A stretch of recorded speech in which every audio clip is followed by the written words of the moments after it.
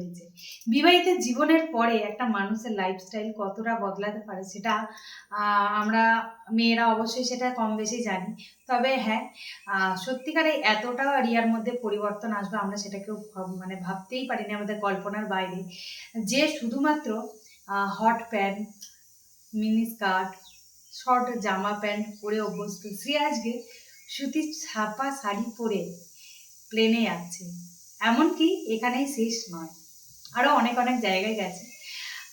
তো যাই হোক, এইটা নিয়েই আমাদের ওয়েস্ট বেঙ্গলে এখন তোলপাল চলছে। আসলে অনেকেই আমরা ন্যাচারালভাবে যে কোনো জায়গায় যাওয়ার আগে চেষ্টা করি একটু নিজেকে পরিপাটিভাবে গুছিয়ে নিয়ে যাওয়ার। তবে হ্যাঁ, আমরা সুতির ছাপা শাড়ি কিন্তু ঘরেই ইউজ করি সাধারণত।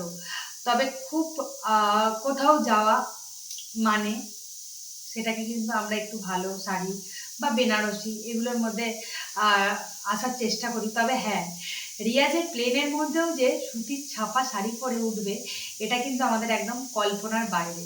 আমাদের এখনো পর্যন্ত ওয়েস্ট বেঙ্গল, আমার মনে হয় না শুধু ওয়েস্ট বেঙ্গল বলেই, মানে কোথাও আর কি কেউ সুতির ছাপা শাড়ি পরে প্লেনে যায়নি, আমার যেটা মনে হয়। আপাতত আমার চোখের দেখা বা মনের ধারণা থেকে আমি জানালাম। তবে এখানেই যে রিয়ার শেষ তা নয়, রিয়া কিন্তু সুন্দরবনেও গেছে সুতির ছাপা শাড়ি পরে।